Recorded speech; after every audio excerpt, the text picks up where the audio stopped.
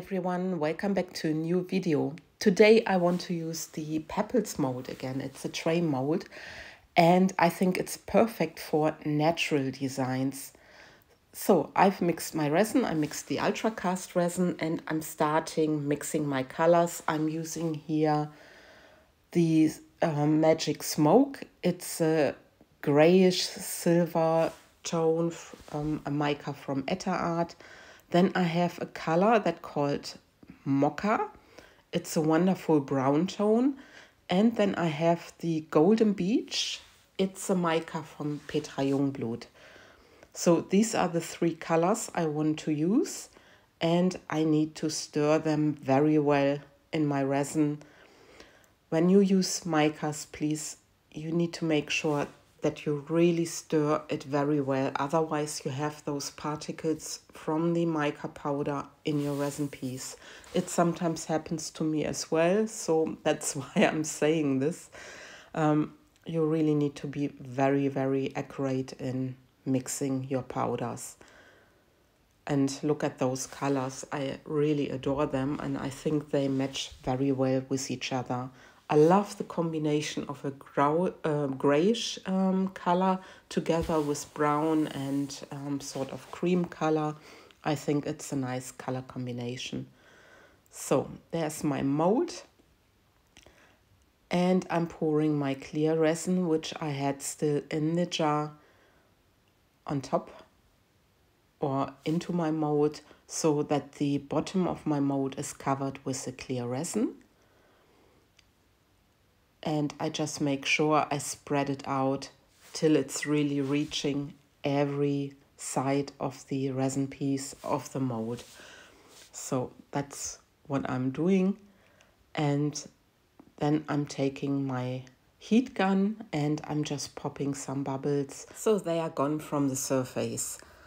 When you use the heat gun, especially with this mold, please be careful because you have the steps of the Cascade mold and it's not good if you use it too much, and it's easy happen that you burn your mold.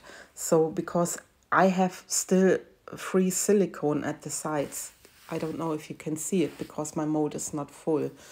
So now I'm stirring a final time my colors so that I'm sure that all the colors are mixed very well into my resin piece. And then I'm taking the jar, I'm using the jar where I had my clear resin in, it doesn't matter, and I'm just altering my colors. You see it, it's a dirty pour what I'm doing. First the grayish tone, then the Golden Beach, then the brownish tone, and so on. So again, the Golden Beach here, then I'm taking, I think, the gray, yes, and again the brown. And look, it looks already amazing, I think, in the cup when you just pour those colors, and I really love this. And now I'm just taking what's still left in my little cups and I just pour this from up high. And I really hope for nice color blendings, shades. And now you see how I'm pouring. I'm pouring just from the edges. And I hope that my resin is going to travel a little bit more to the center. And look at the awesome blending on that side already. Now I'm just using my torch a little bit, not too much. And later on I will be spraying some isopropyl alcohol so that my bubbles on the surface are really gone. And it, funnily enough, it also helps the resin travel a little bit. There was still some resin left in my little cup, so I'm using this also. I think it doesn't do anything to the design itself, but I just wanted to make sure that my mold is completely full and that I don't waste the resin which is in the cup. So now I'm helping it a little bit to go to the edges, to the final edges. Also here I'm just using a little bit of the resin that was still in my big jar. And now I'm spraying the isopropyl alcohol, you saw it. And now my resin is traveling, and look, I don't know why it's traveling so hard, but yeah, it was traveling quite nicely.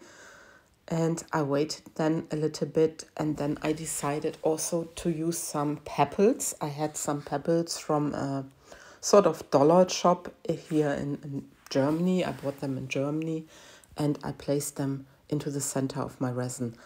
And this is now after the resin stopped moving, and I'm very curious how this is going to turn out. And it looks really very natural.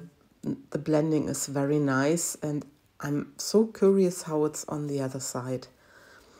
But I needed to wait 24 hours, so this is now 24 hours later. I'm very curious how this turned out, this pour, because sometimes you just need to be brave to make the wildest pours, just to make dirty pour, to mix your colors which you like, where you think they match very well to each other. And yeah, just be brave. And now I'm really curious, and look at this. Look at these natural effects and the blendings. You see the shades of the brown and the golden beach, but there's also the gray in there. And I think with using the pepple stones, it really looks very awesome. I'm really in love with this tray.